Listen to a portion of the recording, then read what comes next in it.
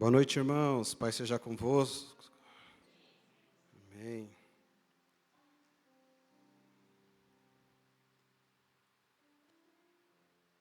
É um privilégio poder compartilhar daquilo que o Senhor compartilhou.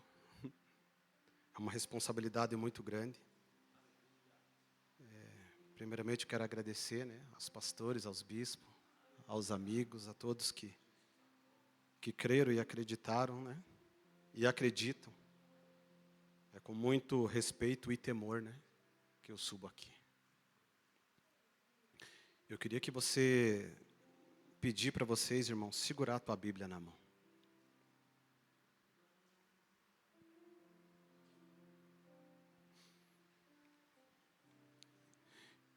E eu queria orar e agradecer por essa palavra que nós seguramos nas nossas mãos. É onde contém milhares de promessas do nosso Deus. Senhor Jesus, muito obrigado pela tua palavra. Senhor, em Provérbios 7 diz, Pai, que a gente escreva nas tábuas do nosso coração, que a gente amarre ela no nosso coração, Pai. A tua palavra, Pai, ela é uma lâmpada para os nossos pés e luz para os nossos caminhos, ó Pai. Senhor, obrigado por cada promessa que aqui contém, Pai. Obrigado, Senhor Jesus, pela revelação do Cristo, do Filho de Deus que há nesta promessa, Pai. Obrigado, Senhor. Obrigado, Senhor. Pai querido, nos dá entendimento e sabedoria, Pai. Nos leva a uma profundidade, Pai, de entendimento da importância e a riqueza que é a tua palavra. Que é a tua palavra. Senhor. No princípio era a palavra e a palavra estava com Deus. E a palavra, o verbo que se fez carne, é o Senhor, ó Pai. Senhor, obrigado, Senhor, pela tua palavra. Espírito Santo de Deus, venha estar conosco, Pai. Espírito Santo, nos dê entendimento e revelação da tua palavra, Pai. Obrigado, Senhor. Obrigado pelas Escrituras Sagradas, Pai.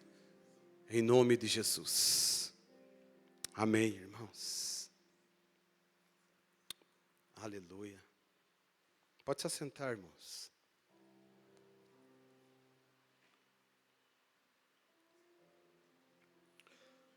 Hoje o tema é promessas. Eu queria compartilhar algo com vocês, irmãos. E eu quero começar contando uma historinha. Pensando nessa palavra, há uns domingos atrás agora, a Thaís, a minha esposa, ela foi correr lá no Parque Linear, no Eucaliptus, 6 horas da manhã. E eu fui acompanhar ela. E quando eu estava acompanhando ela nessa corrida, ela foi correr e eu fui caminhando, andando. E eu pensando sobre essa palavra, sobre promessa. E de repente eu passei por um grupo de jovens, homens e mulheres adultas também, e eles tinham rodado à noite, bebendo e usando drogas. E eu pensando sobre a palavra de promessa, e quando eu passei por eles, eu falei, Senhor, como eu queria falar do Senhor para essas pessoas. E se for da tua vontade, Pai, dá uma oportunidade de eu falar do Senhor para eles, nem que seja uma oração. E eu passei por eles. Daí na volta eu vim pensando, falei, Senhor, e o que eu poderia falar para esse grupo? E o Senhor falava assim para mim, faça a oração do Vida Louca. Falei, oração do Vida Louca? Falei, como é que é isso, Senhor? E eu falei, se ao menos alguém tiver um conhecido ali e me chamar, eu vou lá e vou falar do Senhor. E quando eu passei, o rapaz olhou para mim e ele falou, você tem uma disposição, hein, cara? Falei, opa, então aí. E eu passei. Falei, não, Senhor, eu não posso, pai, passar por aqui e não falar do Senhor para essas pessoas. Sozinho. Na segunda vez ele falou, você é persistente, hein? Eu falei, chega aí, cara. Eu chamei aquele cara e comecei a conversar com ele. Mostrei uma cicatriz da minha perna de um acidente de moto para chamar a atenção dele e comecei a conversar com ele. Quando eu comecei a conversar com aquele rapaz, eu falei, será que você poderia perguntar para aquele grupo se eu poderia fazer uma oração por vocês? Ele falou, você quer orar por nós? Falei, quero, cara. Mas só que tem que perguntar lá se eu não vou incomodar vocês. Não, claro que pode. Falei, você não, vai lá perguntar. Daí chegou um outro cara, ele parou do meu lado, começou a me olhar de cima e embaixo, pensou que eu estava, acho que, querendo arrumar alguma encrenca. Daí ele falou, esse cara aqui quer orar por nós. Não, vamos lá, vamos lá. Resumindo, irmãos, eu cheguei lá. Quando eu cheguei naquele grupo, estava com um som, rolando um funk, o cara falou, desliga o som. Esse cara aqui disse que vai orar por nós. E eu olhei para aquelas pessoas, falei, meu Deus, e agora? Um outro cara estava com o celular, falou, cara, desliga o celular aí, o cara vai orar por nós, cara. Aí os caras pegaram, eles falaram, é para ficar de pé? Eu falei, não, pode ficar sentado. Não, se for orar, tem que ficar de pé. Falei, então tá bom, irmãos, fica de pé. É para dar a mão? Falei, não, não precisa dar as mãos, pode ficar bem à vontade. Não, nós vamos dar as mãos, dá as mãos aí. Aí todos eles deram as mãos assim. E quando eu dei as mãos para aquelas pessoas, eu comecei a olhar para eles. Eles começaram a tirar os bonés, tirar os óculos. Uns tiravam as meias, que estava toda suja. Outros tiravam o chinelo. E eles começaram a tirar tudo aquilo deles e começaram a jogar no chão. E quando eu segurei na mão deles, eu falei, o Senhor pediu para eu orar por vocês. E o nome dessa oração é a oração do Vida Louca. Eles, sério? Eu falei, sério. E quando eu comecei a orar, eu abri os meus olhos e eu vi aquelas pessoas com os pés sujos, com as mãos sujas, com as roupas sujas, mas com uma reverência, com um temor, porque eles iam receber uma oração e aquilo ali me quebrou. Porque eu falei, Senhor, às vezes eu dentro da tua casa, eu não tenho essa reverência que essas pessoas têm. E eu falei para eles assim, a oração da Vida Louca é essa. Tem um cantor de rap, que ele diz numa música dele, que o maior vida louca da história é Dimas, o ladrão da cruz. E eu quero dizer para vocês, que o maior vida louca de toda a história é Jesus Cristo. Por onde ele passava, ele pegava aqueles que eram desprezados, e ele preparava uma mesa, ele se assentava com eles, e falava de arrependimento, falava de salvação, falava de amor, apresentava algo novo, coisas que eles nunca tinham experimentado. Falei, esse é o verdadeiro vida louca. E ele se entregou numa cruz por mim e por você. E eu comecei a falar essas coisas para eles. E eu orando por eles.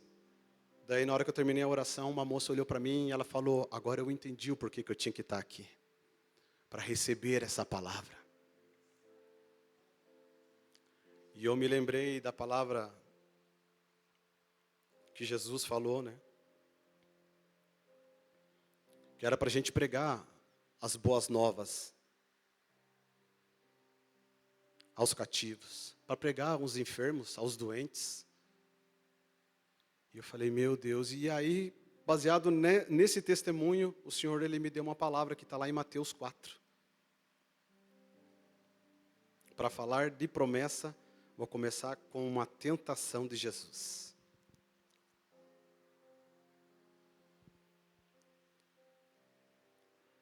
E quando eu orava por aqueles jovens, eu falei, Senhor, eu era igual a eles. Eu já fui, hoje eu sou um ex tanta coisa, Senhor. Eu sou um ex tanta coisa. Passei tanto tempo no Egito, passei tanto tempo me deliciando nas imundícias da Babilônia. E hoje o Senhor me encontrou, me resgatou e me dá a oportunidade de compartilhar a tua palavra. A promessa ela não é um lugar, a promessa é uma pessoa, irmãos. A promessa é Jesus Cristo. A promessa para esse mundo todo corrompido, distorcido, é uma pessoa. A promessa é Jesus Cristo. E um dia eu me encontrei com essa promessa.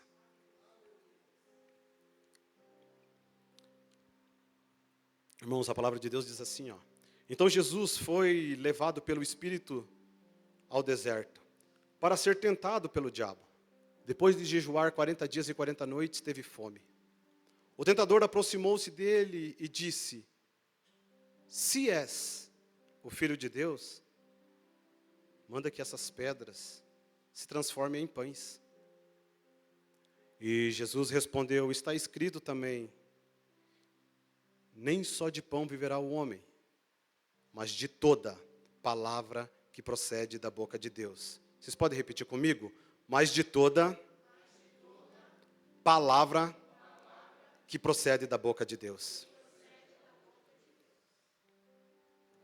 Irmãos, promessas, elas são declarações divinas. E elas são carregadas de propósitos. As promessas do Senhor. Toda promessa de Deus, ela procede da boca de Deus. São promessas de Deus, então elas procedem da boca de Deus. Mas, Ricardo, se elas não procederem da boca de Deus, existe outro tipo de promessa? No próprio capítulo 4, Satanás ali, ele faz uma promessa para Jesus.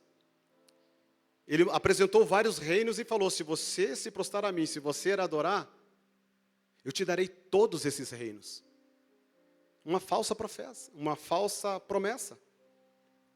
Mas toda promessa de Deus, ela procede da boca dele. Toda promessa, irmãos, procede da boca de Deus. E a promessa de Deus, ela revela o caráter de Deus. Ela guia o povo a um propósito. Ela conecta o céu e a terra. Na Bíblia, ela fala de algumas grandes promessas. Eu queria compartilhar elas com vocês, antes de entrar aqui no texto. Se você concorda com essa promessa que eu vou falando, você vai dizendo amém. E Marcos 16 fala sobre a promessa da salvação. Quem crer e for batizado será salvo. Você crê nessa promessa, irmãos? Amém. A promessa do Espírito em Joel 2:28, derramarei do meu Espírito sobre toda a carne. Vocês recebem essa promessa do Espírito Santo? A Bíblia diz também sobre a promessa da presença de Deus, em Mateus 28:20. Estarei convosco até a consumação dos séculos. Você crê nessa promessa, irmãos? Também diz em Filipenses 4:19 a promessa da provisão. O meu Deus suprirá todas as vossas necessidades. Todas as vossas necessidades. Amém? A promessa de paz, que está em Filipenses 4:7. A paz que excede todo o entendimento. Esta é uma promessa, a promessa de paz, a promessa de vitória. Em Cristo somos mais que vencedores, em Romanos 8:37. Essas são promessas que nós temos que tomar propriedade, irmãos. A promessa da vida eterna, que está lá em 1 João 2:25, a vida eterna que Deus prometeu. Esta também é uma promessa, a promessa da vida eterna, irmãos. E como receber e viver essas promessas de Deus? Crer, obedecer e perseverar. Crer, a fé é a chave de acesso às promessas do Senhor. Obedecer, a promessa, ela se move no trilho da obediência. É preciso obedecer e perseverar. Por que perseverar? Porque entre a promessa e o cumprimento da promessa, tem o processo. E é aqui que muitos desistem, e é aqui que muitos se desviam, deixam de crer. É no processo. No processo, irmãos. Quando o Senhor me deu esse texto, eu falei: Senhor, o que esse texto tem a ver com promessa?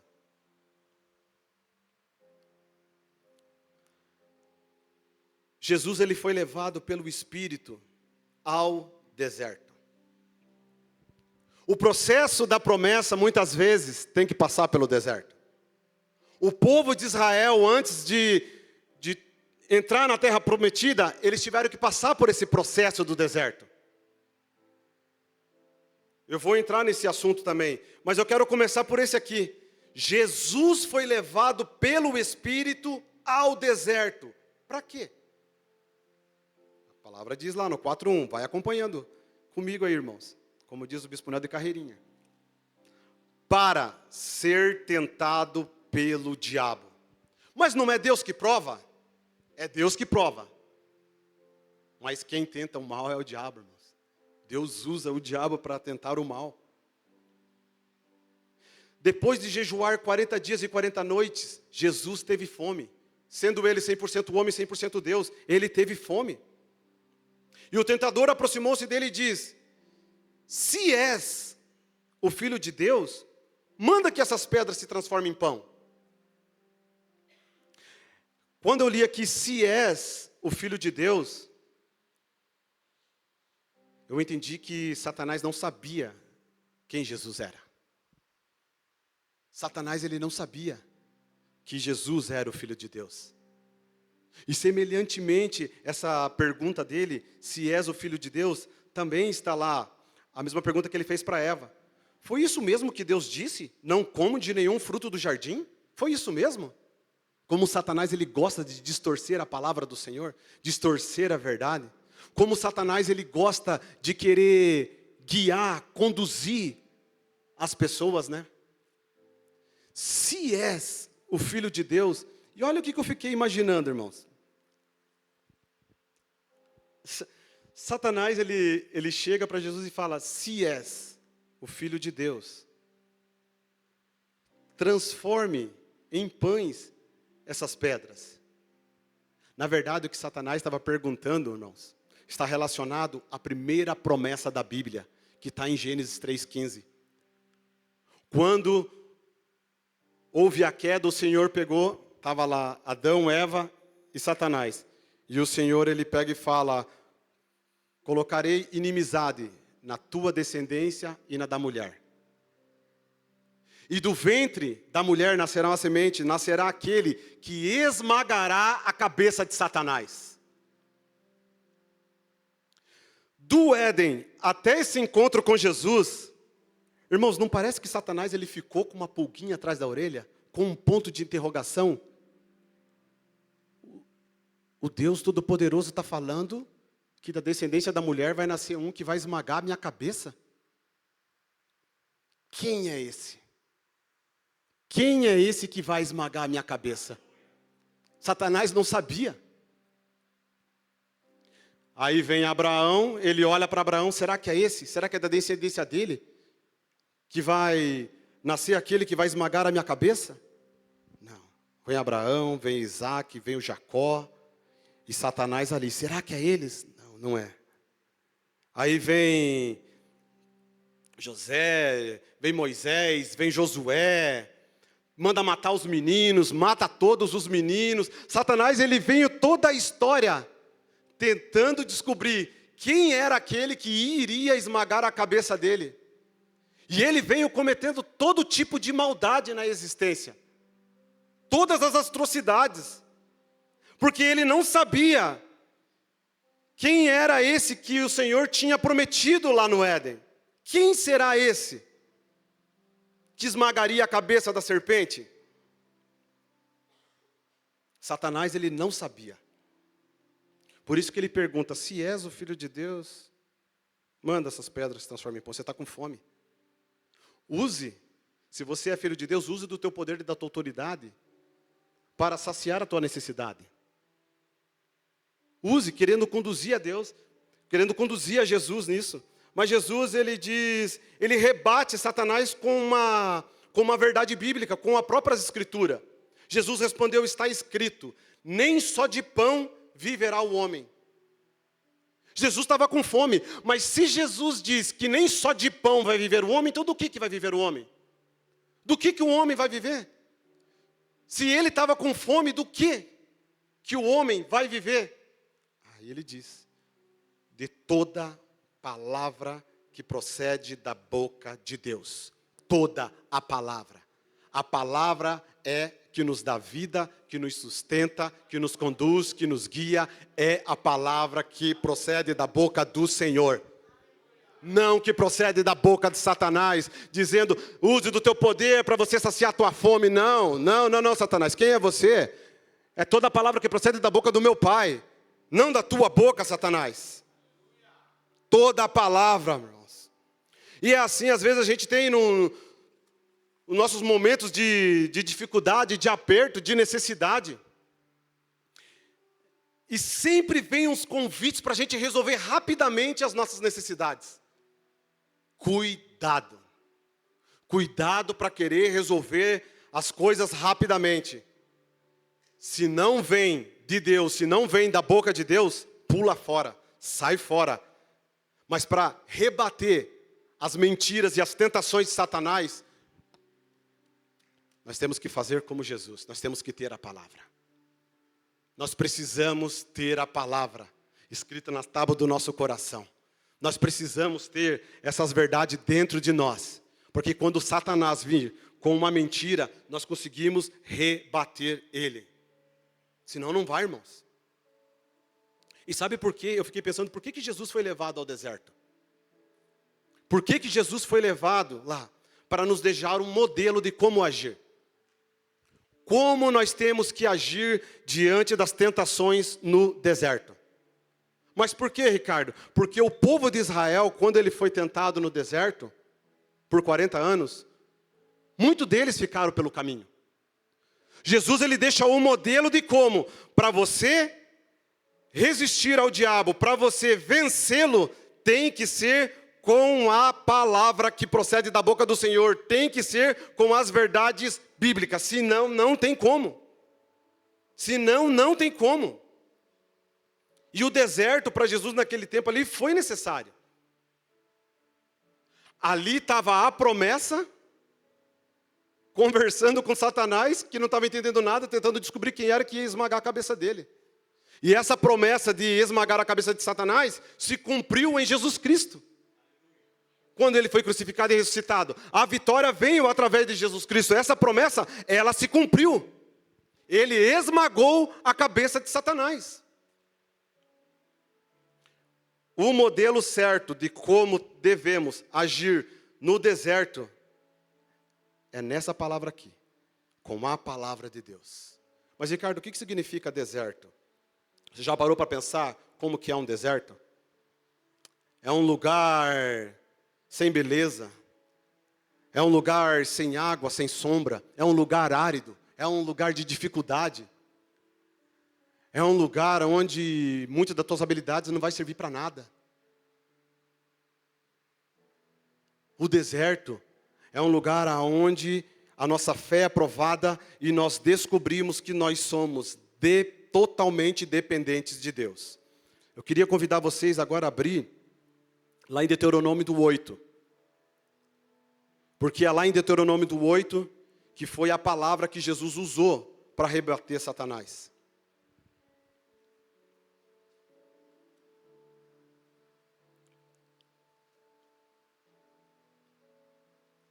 O deserto revela a disciplina no caminho para a terra prometida.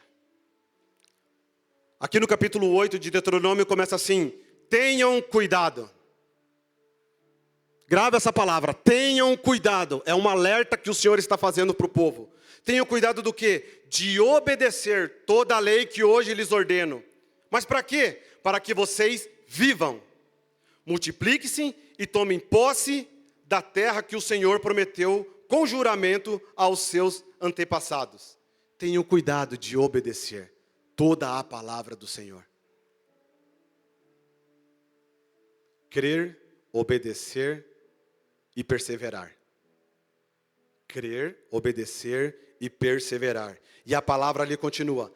Lembrem-se de como o Senhor, o seu Deus, o conduziu por todo o caminho no deserto. Durante esses 40 anos. Mas para quê?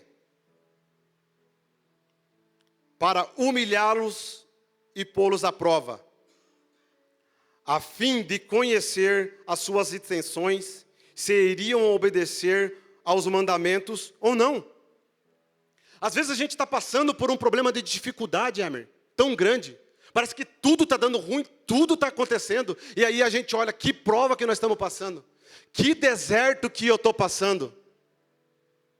E quando a gente está passando por esses tempos de dificuldade, a gente se esquece das promessas do Senhor, a gente se esquece do Senhor, a gente não se lembra mais das promessas, a gente está sendo provado para ver qual que é a intenção do nosso coração, e aí a gente procura para dar um jeito. E a gente se esquece do Senhor. A gente pensa, será que é Satanás que está me provando? Não, é o Senhor que está nos provando. Eu passei pelo deserto e eu ainda estou passando pelo deserto. O deserto, ele nos transforma, ele molda o nosso coração, ele nos sustenta. Ah, estragou o carro, explodiu o carro, deu tudo acontecendo. Arrumei um emprego novo, né, Emer? Explode a caixa do carro, mas agora nem comecei a trabalhar.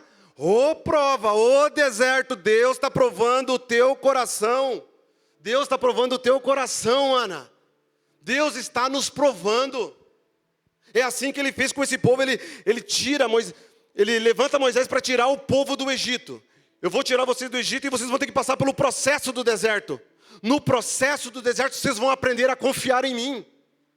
Nesse processo do deserto, eu tenho que moldar a mente de vocês, eu tenho que tirar o Egito da cabeça de vocês.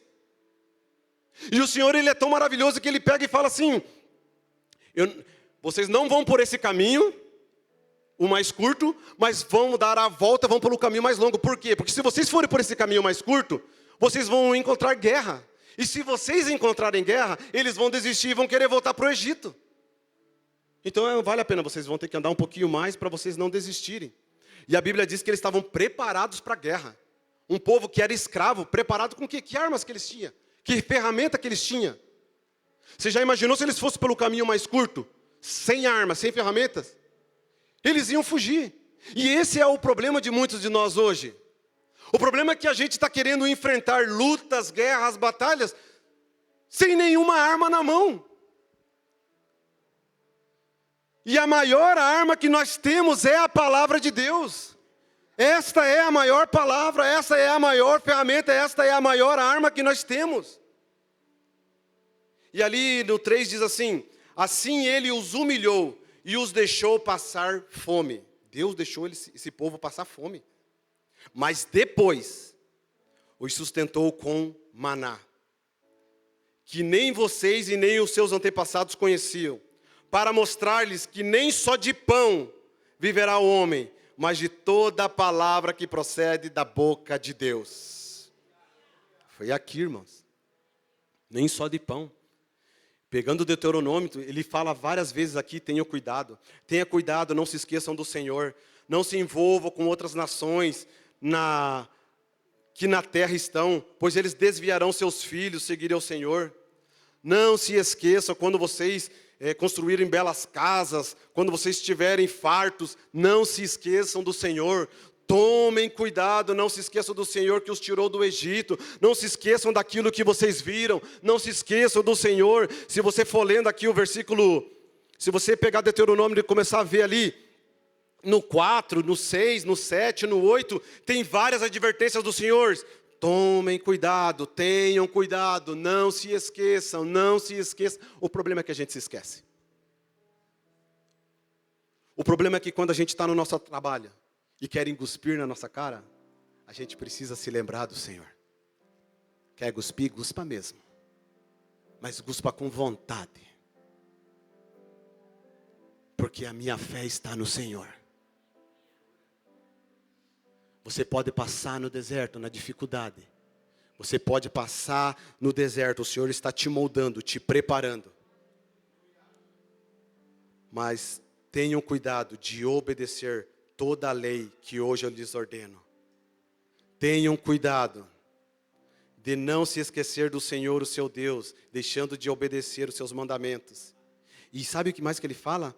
Ele fala bem assim, para vocês não terem tenham cuidado de não esquecer das leis e dos mandamentos do Senhor. Ensine aos seus filhos. Ensine aos seus filhos na mesa, ensine os seus filhos enquanto vocês estiverem andando, caminhando. Ensine os seus filhos, falem da palavra, expliquem para eles da palavra. Ensinem os seus filhos. 400 anos escravo. 400 anos escravo. Eles tinham que ir contando, ir falando de quem era o Senhor. Por isso que o Senhor fala, tenham cuidado. Não adore outros deuses, não adore outros ídolos. Lembre-se de tudo que eu fiz para vocês. Lembrem. O último texto que eu quero ler com vocês. Êxodo 14, 10.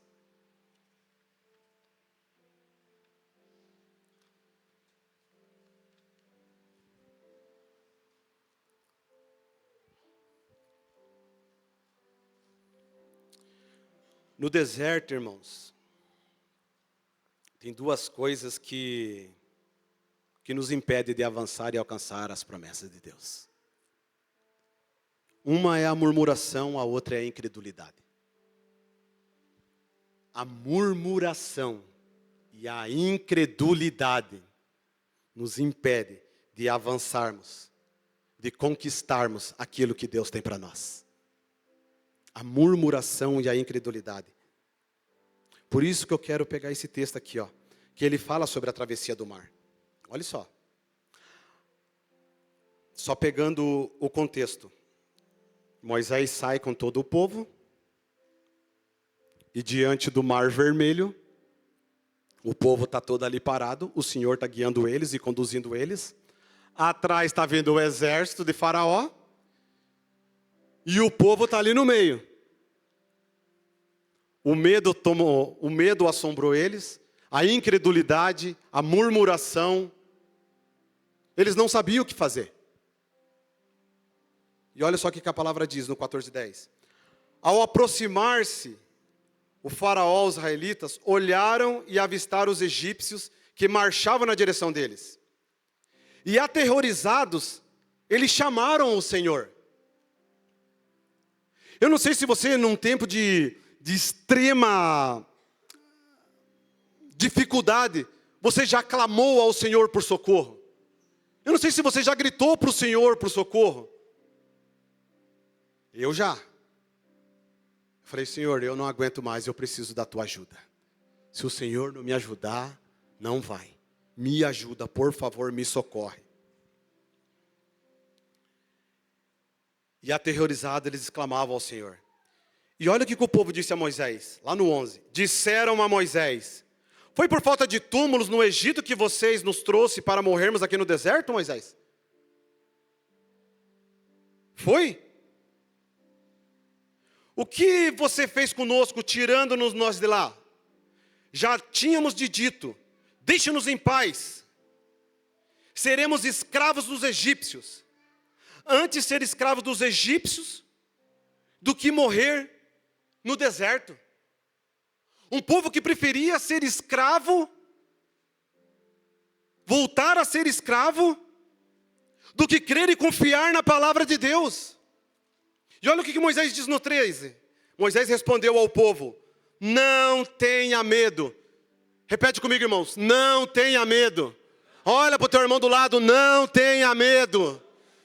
Não tenha medo. Não tenha medo. O problema é que a gente tem medo e o medo nos faz a gente se perder. Mas a palavra diz, não tenha medo. Fiquem firmes e vejam o livramento que o Senhor lhes trará hoje. Quando que o Senhor vai trazer o livramento para eles? Quando? Talvez você está esperando por esse livramento. Talvez você está esperando por essa resposta. Talvez você está esperando por uma palavra do Senhor. Eu quero te dizer que essa palavra, o livramento é hoje. Não é amanhã, não é ontem nem depois da manhã. É hoje. Fiquem firmes. Vejam o livramento do Senhor hoje. O livramento é hoje, irmãos. Porque vocês nunca mais verão os egípcios que vocês veem. Nunca mais. O Senhor lutará por vocês. Tão somente acalme-se. Mas enquanto você quiser lutar no lugar de Deus, Deus vai permitir você lutar. Você quer lutar? essa luta, essa guerra, essa batalha, eu quero lutar por você, eu quero vencer por você. Mas você quer lutar? Então vai. Que seja feita a vontade do teu coração. Você quer tanto isso? Então vai e luta. Mas agora, se você confiar no Senhor, é Ele que vai lutar por você. Você vai lutar, vai se cansar, e eu vou te dizer uma coisa, você vai perder. Porque lutar sem o Senhor, o mar não se abre. Lutar sem o Senhor, não tem uma coluna de fogo à noite e uma nuvem de dia guiando e conduzindo você pelo deserto. Não tem. Sem o Senhor, essas coisas não vão acontecer. A promessa não vai se cumprir. Sem o Senhor, não tem como. Não tem como. Disse então o Senhor a Moisés: por que você está clamando a mim, Moisés? Diga aos israelitas, diga ao povo de Deus, diga à minha igreja, Ricardo, que eles marchem, que eles não parem diante do problema, diante da dificuldade, que eles marchem, que eles avancem, que eles confiem na minha palavra, que eles confiem na minha voz, que eles acreditem na minha palavra. Marchem! Nós precisamos marchar, se movimentar, crer, acreditar.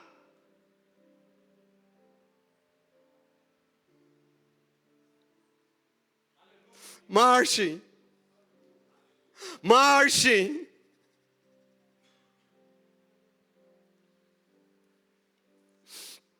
Ah, Jesus. Ali no 19 diz assim, ó: a seguir o anjo de Deus que ia à frente do exército de Israel, retirou-se colocando-se atrás deles. A coluna de nuvem também saiu da frente deles e se pôs atrás, entre os egípcios e os israelitas. A nuvem trouxe trevas para um e luz para o outro, de modo que os egípcios não puderam aproximar-se dos israelitas durante toda a noite. Essa é a proteção do Senhor, Wilder.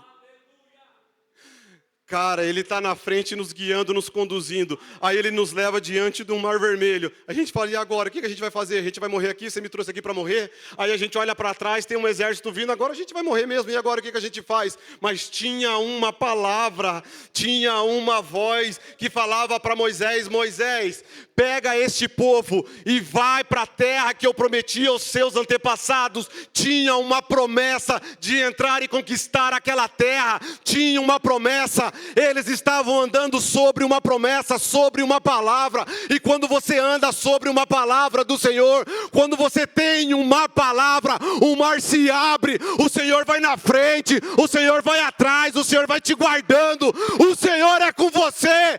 Marchem!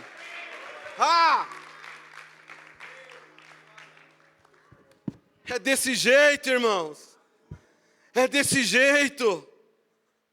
A gente precisa crer, sabe, mas sabe qual que é o problema? Que a gente tem dado ouvido a muitas vozes, e a gente não tem reconhecido a voz do Senhor.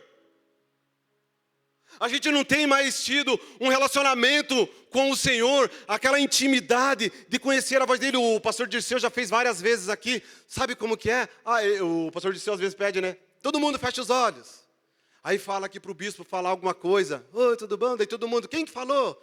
Foi o bispo Nel. Mas por que vocês reconheceram a voz do bispo Nel? Porque a gente reconhece a voz dele, a gente conhece a voz dele. E a voz do Senhor? Você reconhece a voz do Senhor? Você tem reconhecido a voz do Senhor? Ou quando Deus fala com você, você fala, nossa, Deus falou comigo. Deus me deu uma palavra. Senhor, o Senhor me deu uma palavra. Mas para confirmar que é o Senhor mesmo, me dá 3 sinais. Isso é incredulidade, irmãos. É incredulidade. Porque você já imaginou se Noé fosse nessa, constrói uma arca. Se é o Senhor que está falando, me dá 3 sinais. Até agora essa arca não tinha sido construída, irmãos. Quando a gente reconhece a voz do Senhor, basta Ele falar uma vez. Você sabe quando é o Pai que está falando com você. Você sabe quando é o Senhor que está falando com você. A gente tem que aprender a ouvir a voz do Senhor. A gente tem que aprender a silenciar as outras vozes dentro de nós. Às vezes a gente está com um problema, ou a gente está com uma dificuldade, ou a gente quer abrir o nosso coração com qualquer pessoa. E a gente vai se aconselhando. Cuidado que a gente pode encontrar Satanás no caminho. Cuidado, que ele tem um desejo para governar o teu coração e te afastar do Senhor. Lá no Jardim do Éden, esse intrometido, ele entrou lá para interferir na comunhão do Pai com o homem. Satanás olhando, Deus vindo toda tarde, conversando com o homem, tendo intimidade, relacionamento, aquela coisa maravilhosa. Satanás falou, cara, eu vou entrar ali, eu vou mexer naquele negócio ali. Você já percebeu que a gente tem uma dificuldade de estar no lugar secreto, de estar no lugar de comunhão com Deus? Você já parou para pensar? Dá sono, dá tudo, celular tocando, é problema, é confusão, é isso, é aquilo, é trabalho, é canseira, é sono, é escola, é não sei o que, é um monte de coisa. Tudo acontece. E você ouve várias vozes. E no meio dessa confusão toda, a única voz que você deveria ouvir, você não consegue ouvir. E daí quando você não reconhece a voz do Senhor, você fica em dúvida. Será que é o Senhor que falou comigo? Não, Senhor, eu já nem sei mais se é o Senhor que está falando comigo. Então me dá 3 sinal aí. Poxa, filho. Poxa, filho. Diante dessa situação, marche. O Senhor levantou Moisés, um mensageiro, para conduzir aquele povo. Moisés, levanta a vara, declara aí, o mar vai se abrir, depois declara para fechar, vão matar todos os egípcios, e o meu nome vai ser glorificado. Talvez esse problema, essa dificuldade que você está passando, vai glorificar o nome do Senhor depois, Mariana. Ou para outro irmão que aqui está. Eu não sei qual é o tamanho do teu problema, qual é o tamanho da tua dificuldade. Eu não sei, irmãos. E ontem, à meia-noite, já estou acabando, irmãos.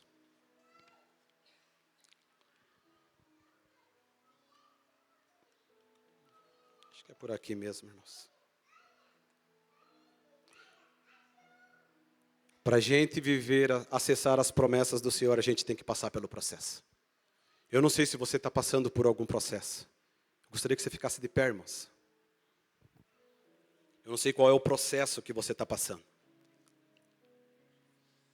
Mas uma coisa que é muito importante nesse processo que você está passando, da onde você está até a promessa do Senhor. Aprenda a ouvir e a obedecer a voz do Senhor. Nós precisamos ter essa intimidade, esse relacionamento com o Senhor. A gente precisa aprender a confiar no Senhor. O deserto, ele mostra que Deus é presente, mesmo em lugares secos. Jesus, ele é a promessa anunciada desde o Gênesis. É Jesus. Ele é a promessa. Naquela época, o povo de Israel estava indo em busca de conquistar uma terra prometida. Mas a nossa Canaã espiritual é uma pessoa. A nossa Canaã espiritual é Cristo. A palavra de Deus diz que o Senhor, ele virá e ele vai restaurar toda a terra. Toda a terra. E depois que ele restaurar toda a terra, ele vai pegar essa terra restaurada e ele vai devolver para o Pai. E quando ele devolver para o Pai, aí o Pai vem e habitará conosco. Ele vai vir habitar conosco. Essa é a esperança. Esse é o desejo do meu coração. É isso que eu almejo, é isso que eu quero. É habitar com Deus, é habitar com Ele. Esta é uma promessa. Esta é talvez a maior promessa. É Deus habitando conosco. E nós estamos nesse meio, que Ele veio e Ele virá. Por isso, irmãos, queria orar com vocês, chamar você aqui à frente. Para a gente estar orando sobre essas coisas. Talvez você esteja passando nesse processo do deserto. Talvez você esteja passando nesse processo de luta, de dificuldade. Talvez você está de frente para o Mar Vermelho e atrás os egípcios vindo atrás de você. E você não sabe o que você tem que fazer. Senhor, eu já tentei de tudo. E o Senhor te diz, não tente tudo. Ouça a minha voz. Confie na minha voz.